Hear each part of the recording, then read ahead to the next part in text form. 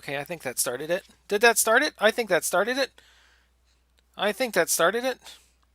Shoot, I didn't have this up already.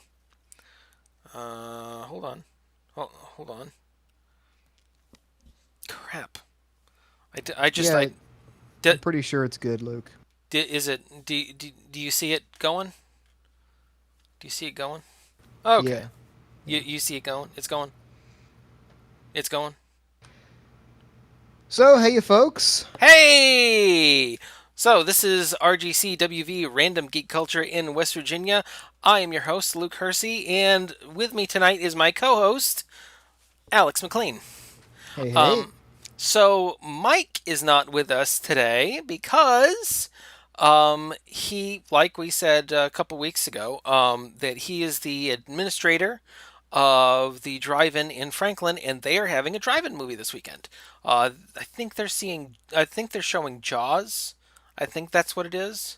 Um, Great movie to show in the summertime because I mean we're not supposed to be going to the beaches anyway. So how do we get people away from the beaches? Reshow Jaws. so Um, but anyway, so I wanted to start tonight with our geek outs.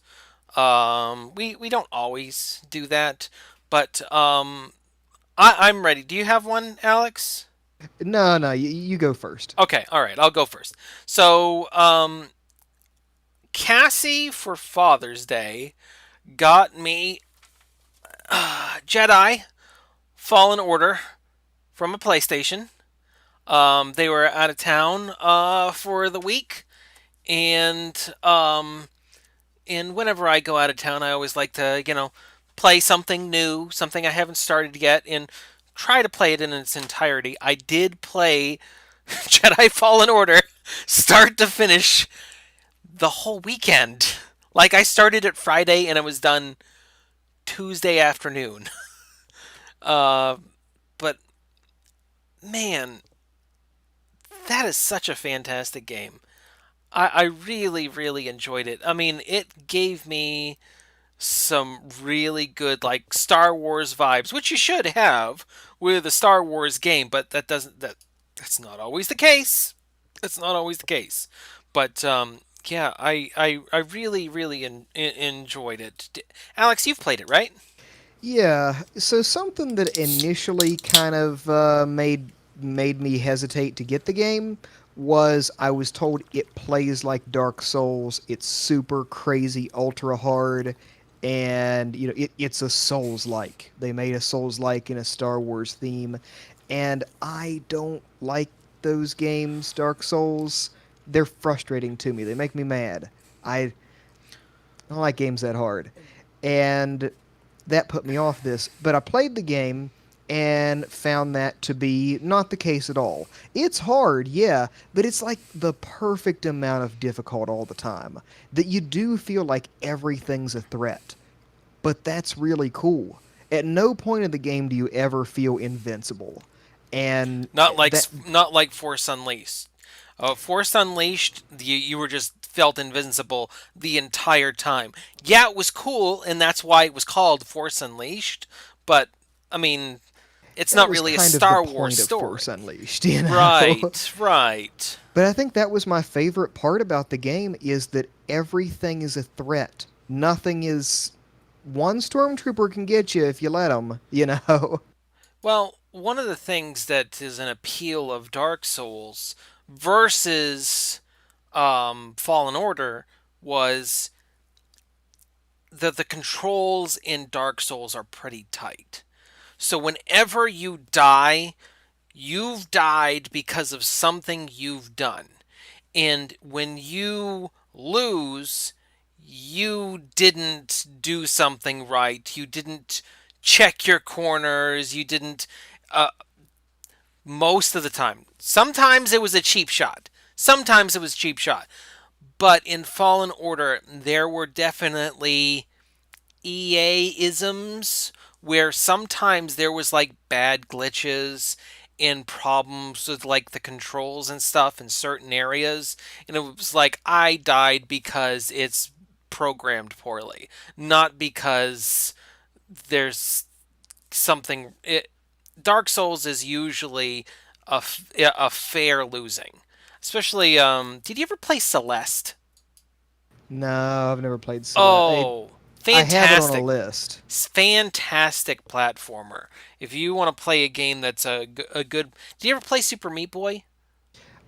Yeah, shortly. It was another game that made me angry. So, Probably for the same reason as Dark Souls. But yeah. anyway, Fallen Order definitely I would not put it in that category. It's difficult, yes, but it's not like punishingly difficult. At least not on the skill level I had it on, which was normal through three-fourths of the game. I knocked it down. I knocked it down a little bit on the oh, when you're on Kashyyyk and you fight that second Inquisitor. Um, Yeah, the boss fights were pretty hard. yeah, They were hard, yeah. and then Uh, finally I knocked it down because I played it. I played through that boss fight like probably 30 times, couldn't get past it. So I was like, okay, I'm gonna knock this down to story mode is what it's called, and I ended up just leaving it there. But still, I mean, it was a freaking cool game. I really really enjoyed it. But apart from that, past the controls, past the game itself, when I was playing it, it gave me a serious Knights of the Old Republic vibe.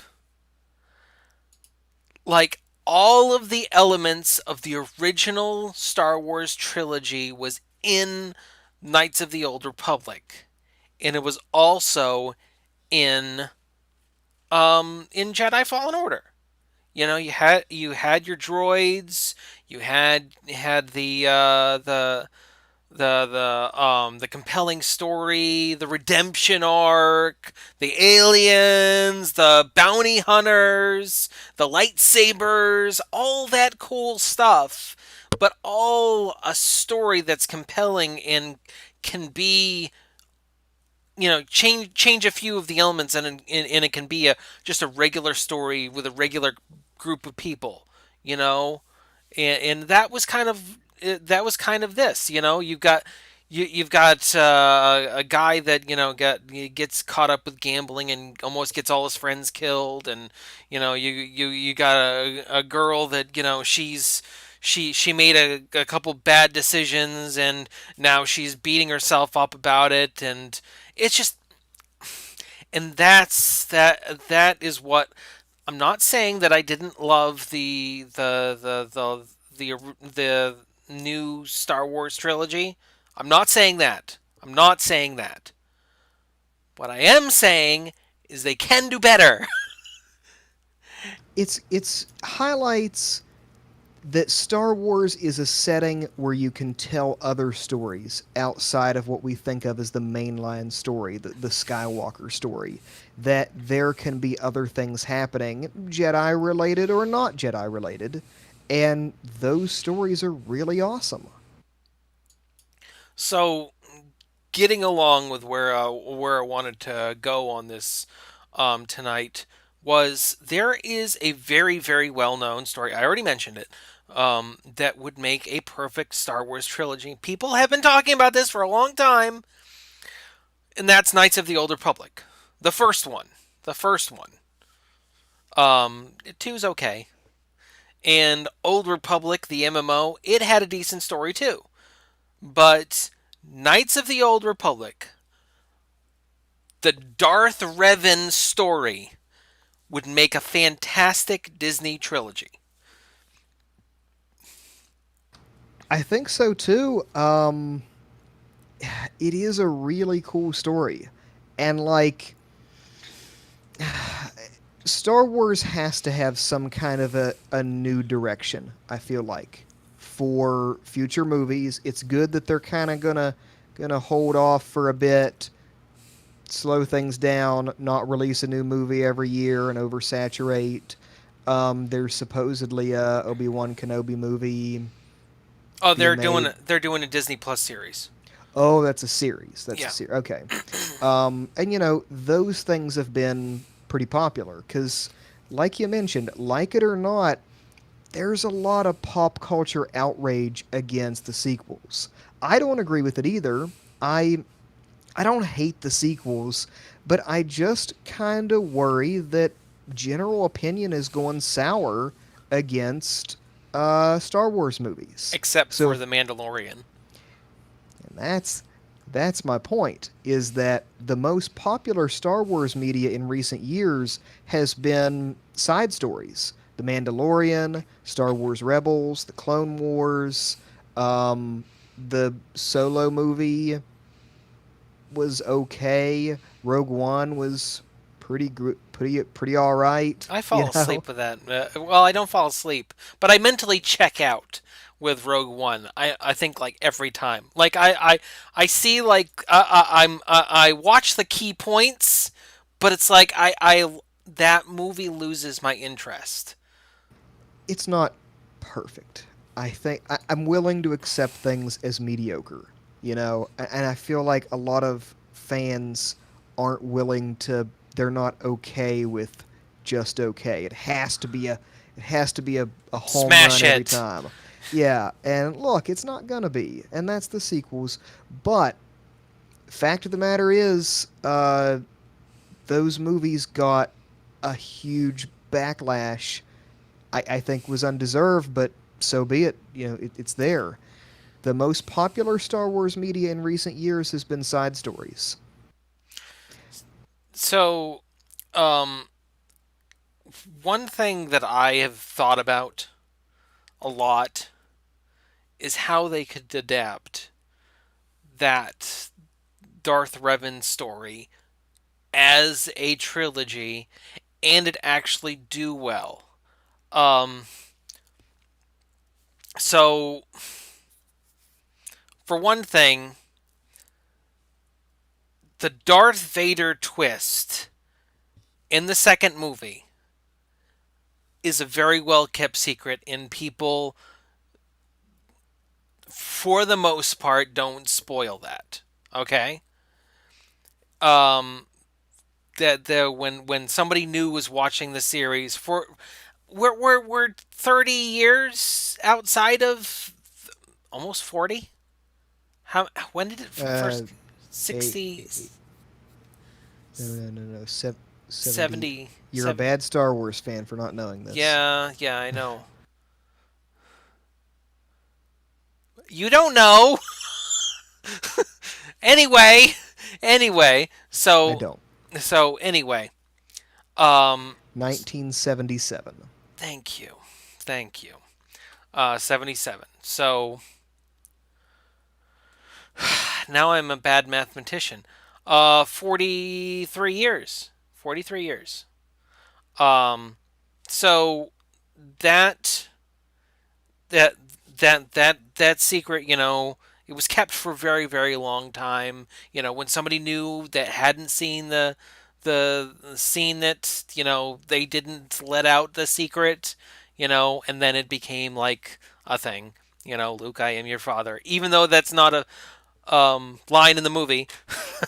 um, but what I'm thinking, or what I have been thinking, is how they could successfully make that a trilogy, keep the twist in the middle, because that was one of the things that was great about that that game was it had the twist in the middle of the game that I didn't see coming. The first time I played through, I didn't see coming. And I feel The like that foreshadowing was all there. the foreshadowing was there, but that's what makes a good twist. That's what makes a good twist. Just like well, I just finished Death Stranding, and the foreshadowing is there for the big twists plural. Um, but yeah, that's what makes good for a good twist is if there's lots of foreshadowing and you beat yourself up going, I can't believe I didn't see that. So So Knights of the Old Republic also has the formula that makes whatever magic that makes something Star Wars, it has it. That it has Droids. a Yeah, it has a colorful cast. Just every single member of the crew is very memorable. I I still think about lines and dialogue and stuff like that they said in the game. My favorite was always HK-47. Announcement! I am about to vaporize you, meatbag! All He's my right. favorite character. They have really exciting characters. Whatever formula that makes it Star Wars, Knights of the Old Republic has it. So in Knights of the Old Republic, we have nine key characters. We have we have the main protagonist, which later on you find out is the used to be the bad guy. Then you have a Jedi that later turns to the dark side. You got a Jedi that um, is seduced by the dark side, but it's up to you if she turns or not, which is really cool in that story. You have a exiled Jedi. You have a former Mandalorian, which he is my favorite character in the game. Canderous, I love him. He's my favorite character. And then you have the R2D2 droid. You have the C3PO droid, which is actually a hunter killer robot, which is really cool. It's like C3PO that runs around as a battle droid. Really cool character. That's your favorite HK-47. And then you've got a Twi'lek girl. Um, Very cool character, kind of a scoundrel type. And then also she's got a Wookiee companion, which he's really fun too. He's a really good character, and he's not Chewbacca. That's the thing. Yeah, The Zalbar is clearly a younger Wookiee. Yeah, and he's even exiled from the Wookiees. Like he was an outcast for certain story elements, which is really cool. Um, and every single character has such a great backstory too. I don't know if they can really cram in all of that. However, if they did a trilogy, they would have a chance to explore a lot of these characters. So Now, you forgot T3M4, the probably the most forgettable character, but which the ones? little astromech droid. Oh well, I said the R2D2, or yeah, R2D2 like droid. Yeah, okay. Yeah. Yeah. Yeah. And did you mention Carthonasi, the dashing? Oh, wait a minute. Oh Yeah, yes, Karth. Yeah, yeah. yeah. I knew I forgot one. I He was rocking my brain too. he's the Han Solo type. He's a dashing rogue and But all around cool guy. he's already part of the like rebellion type. So but they could actually throw him in on the first one. So here's my idea. Here's my idea of how they could make that work into a trilogy. So the before the game, there is the Mandalorian Wars, where the Mandalorian planet is basically told by the Sith to create a civil war, or not a civil war but a war against the Jedi, and they do that, and through all the chaos, the Sith take power of the galaxy. Um, so the Mandalorians fall at the end of that. You know, what do you prologue? They are gone before the beginning of the Knights of the Old Republic game. I'm saying that should be the first movie. That the first movie should be the Mandalorian War. That should be the rise. It should be okay. I had some notes on this. So start with the Mandalorian War. Um, so the main protagonist of the story is no specific key character. I feel like the main protagonist should be the Jedi altogether. Okay.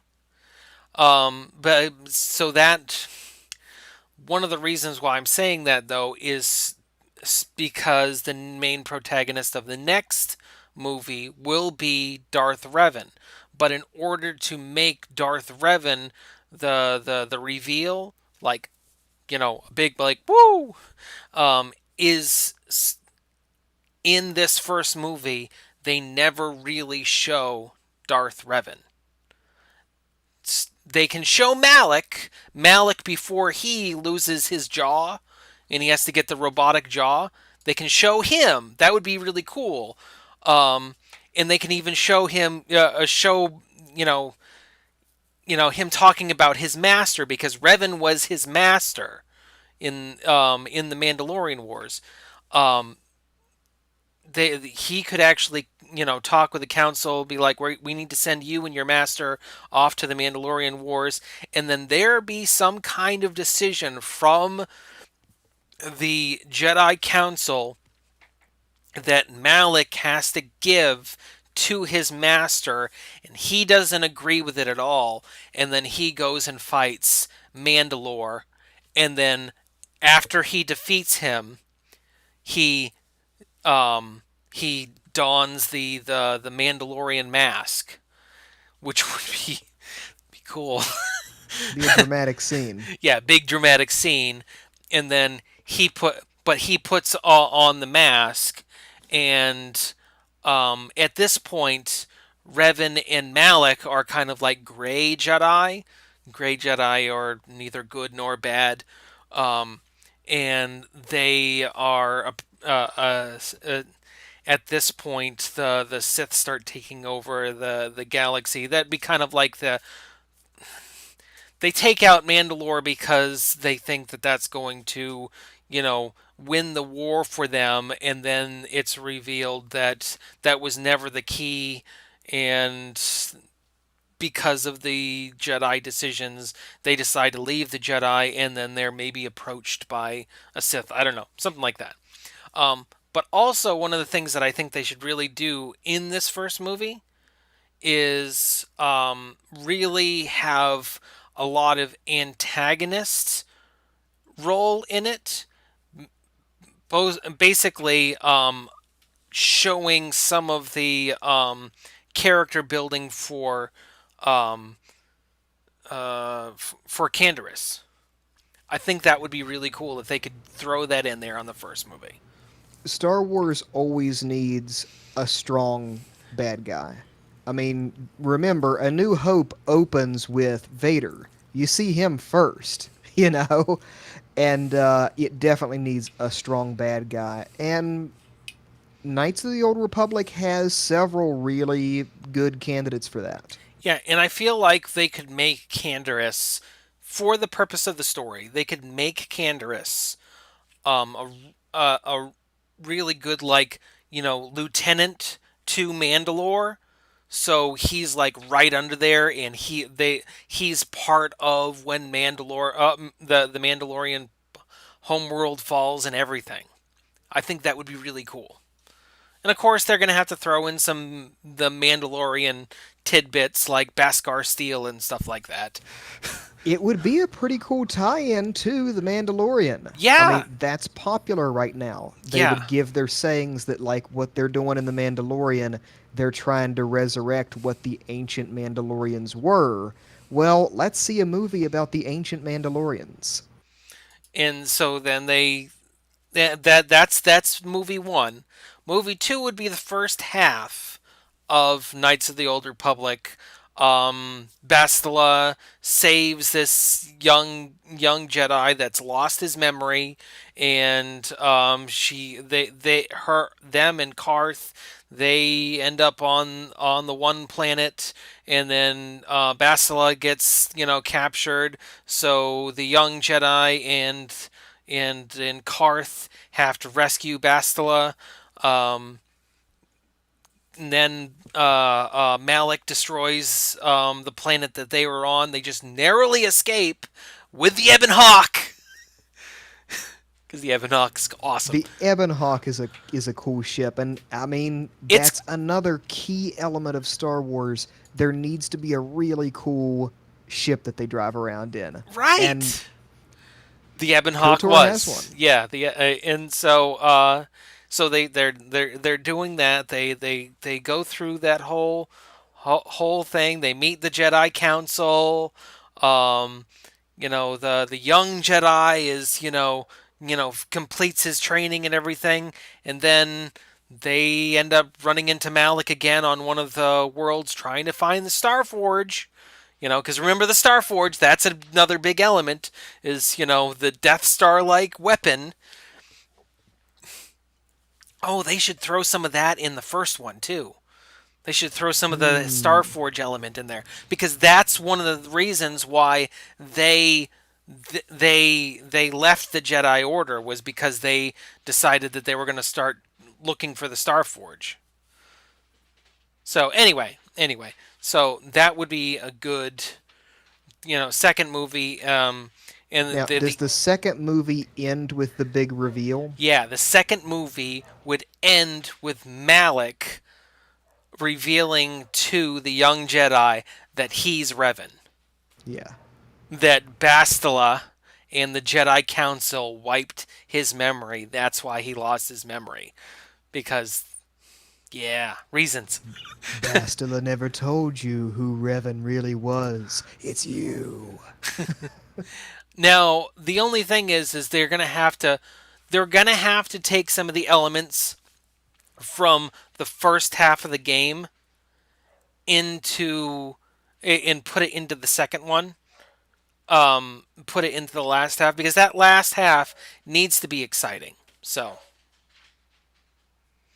So I think I It has, I would say, in some way, the story of KOTOR is rehashing the original trilogy in a way.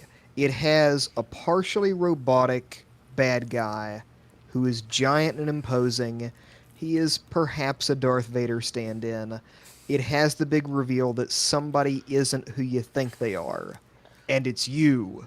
You know? well, eh, here's something that this one has that the original trilogy doesn't. There's no emperor. right. There Right. the Not until 2.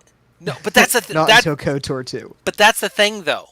You find out. Okay, so bear with me. You find out that Malik isn't Darth Vader, or rather, you think he's Darth Vader and he is. That you, in fact, were the Emperor and he was your Darth Vader, And they and kicked you out. they kicked you out, and he became the Emperor, and you are now the. See, this is one of the reasons why I actually liked the new trilogy, because I love the KOTOR story so much that Kylo Ren reminded me a lot of Darth Revan, which kind of I'm really glad that there was an actual redemption arc to Kylo Ren, just like Darth Revan. Going back on what I was saying before, that on one hand, yes, a lot of these elements are familiar. There's a giant space station, there's a That's no moon. partially That's a robotic space needle. there's a partially robotic bad guy, there's somebody who isn't who they think they are. Yes, those are rehashing, but I think those story elements are the fabric of Star Wars. That without those things, it's not the same. That is the part that makes it Star Wars. In that same respect too, I mean, we're also talking about, it's not like that there's a lot of elements in all movies that are the same over, over and over and over Yeah, and over again. these are major story archetypes that we see in all media going back to ancient Roman tales. You Yeah. know, So, one of the reasons why I'm wearing this I haven't and commented this, on it yet. and this. So, there's a reason why I think that this is absolutely plausible. Because the game was made by BioWare. BioWare is a subsidiary, or actually is owned by EA. So that means that the KOTOR, the Knights of the Old Republic rights are owned by EA. However, who makes all of the Star Wars games lately? It's right. It's right. It's right there. What does that say? What does that say? Is it is? Can you read that, Alex? What do you see? That is it right there? Um, It's EA. yeah, It's okay. EA. I was gonna say Ubisoft. So EA, they have a very good relationship with Disney and the Star Wars IP.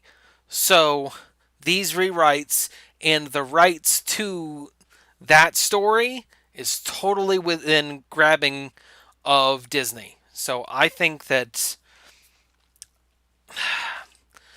I I know think it's just a hope, but I really hope that they make this movie or this trilogy of movies because Ryan Johnson's idea was horrible. That's why he's out. You know, I, I'm not gonna say that I don't have hope for Favreau and Taika Waititi's ideas. For like a trilogy.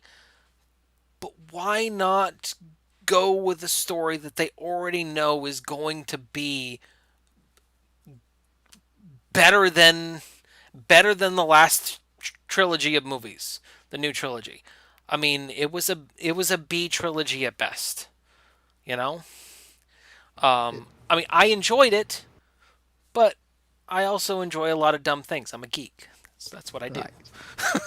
It's even aside from the specifics of how they do it or exactly what the story is about, really anything in the Old Republic era would put Star Wars into vastly new territory.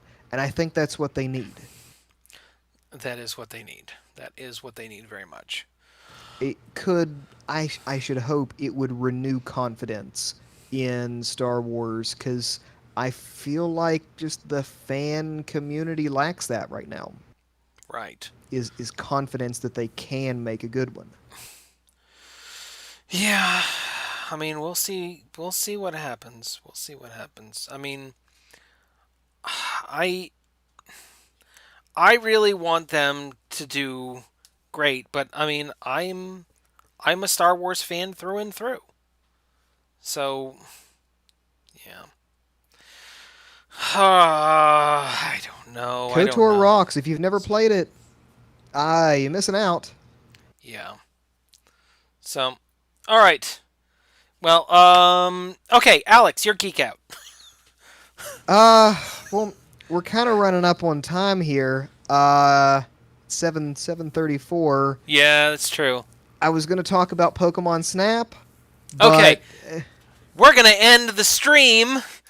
Thank you for listening to RGCWV or watching RGCWV Random Geek Culture in West Virginia. I am your host, Luke Hersey. This is my co-host, Alex McLean. I wanted to talk about Pokemon Snap. We'll talk about it on the audio portion. Oh, okay. All right. Have a good night, guys. Reach out to me on email, randomwvgeek@gmail.com. Hit us up on Linktree or wherever. It's all in the comments section. Hit the like or the subscribe if you're new here, and we'll see you later. Smell you later, meatbag.